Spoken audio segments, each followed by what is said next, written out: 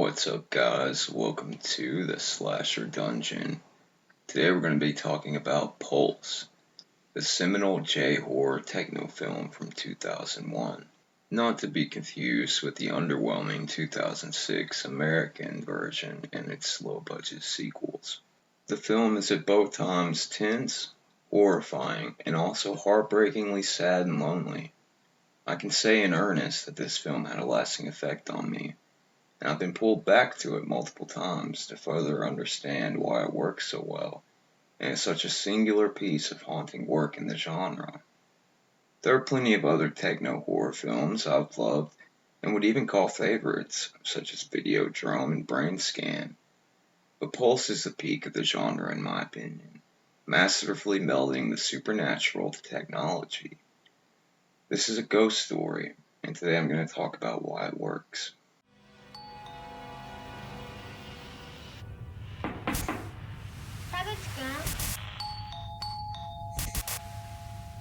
First off, the pacing of the film.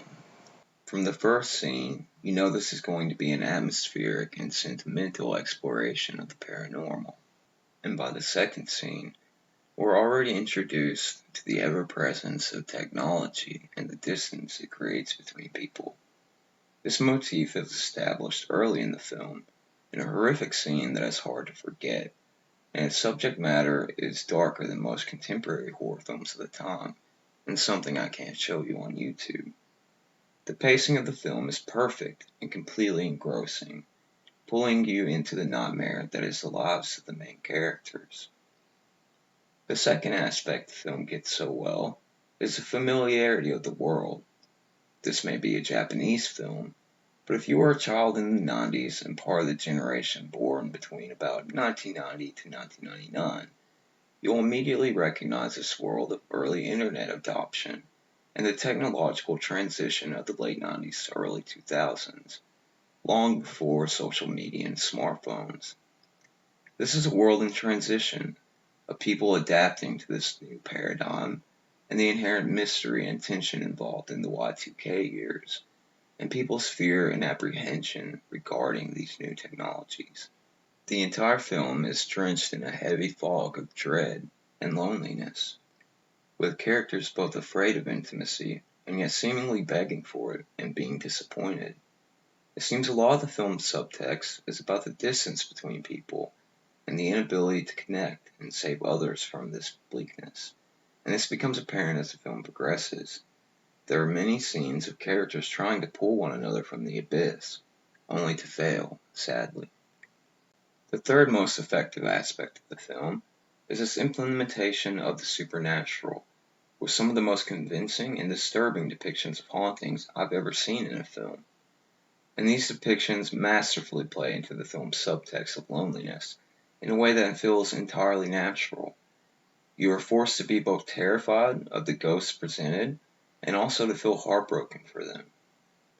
The transition from a person in this world to an empty, lonely apparition feels entirely natural, and it makes the paranormal aspect hit that much closer to home. I've talked a lot about the subtext of the film, but make no mistake, this is a scary movie, and it has one of the most horrifying depictions of a haunting I've ever seen. This particular scene has stuck with me ever since I first watched the film.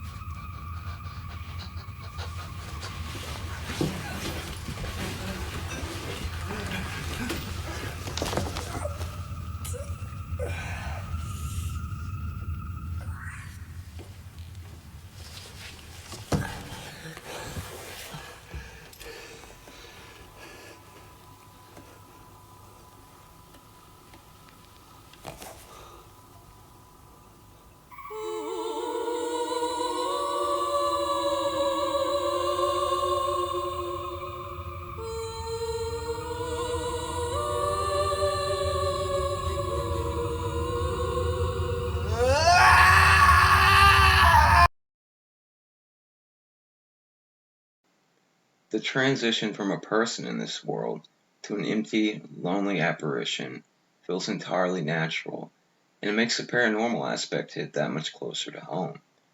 By the end of the film, the line between the living characters and the dead is almost completely blurred. These characters are already ghosts, living in the dead remains of a world that is no longer what it once was.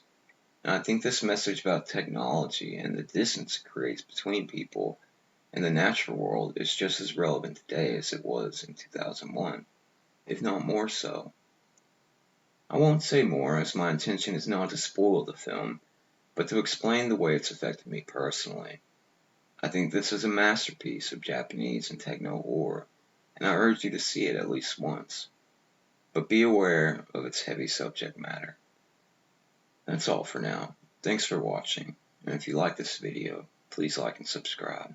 Thanks.